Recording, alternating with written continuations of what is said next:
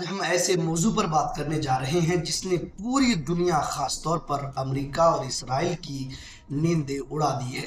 بات ہو رہی ہے ایران کے ایٹمی پروگرام کی۔ پچھلے کچھ دنوں سے ایران کی طرف سے ایسے بیانات آ رہے ہیں جو یہ اشارہ دے رہے ہیں کہ تہران اب ایٹم بم بنانے کے بے حد قریب ہے۔ سب سے پہلے بات کرتے ہیں اس وارننگ کی جو ایران نے دے ڈالی۔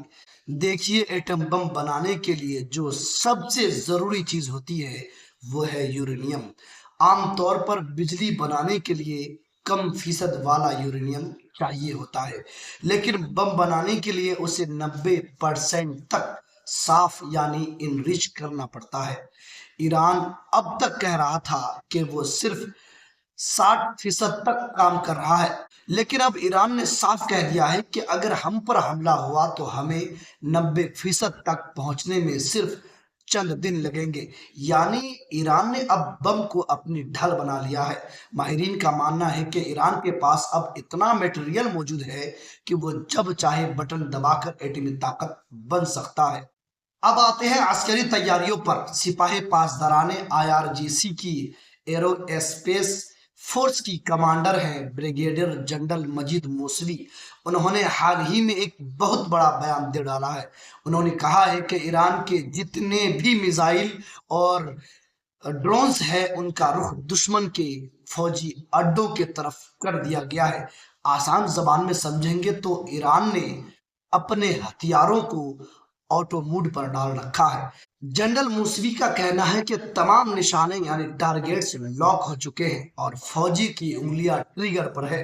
جیسے ہی کوئی دشمن غلطی کرے گا تہران سے فائر کا حکم جاری ہو جائے گا۔ دوستو، اس کہانی میں ایک بہت بڑا موڑ تب آیا جب ایرانی فوج کے ترجمان بریگیڈیئر جنرل محمد اکرم نیا نے ایک سنسنی خیز انکشاف کیا ہے۔ انہوں نے بتایا کہ کچھ وقت پہلے امریکہ نے ایک بہت ہی چالاکی والا مشن پلان کیا تھا۔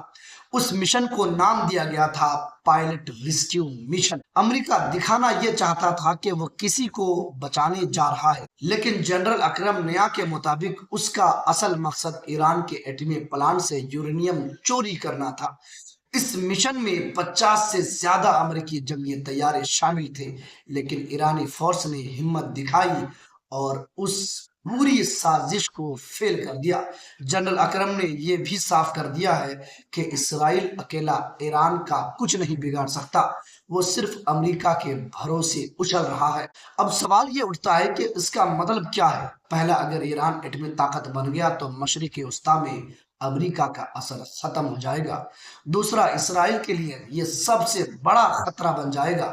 تیسرا، ایران اب کسی بھی دباؤ میں نہیں آئے گا کیونکہ اس کے پاس ایٹمی ہتھیار کی طاقت ہوگی۔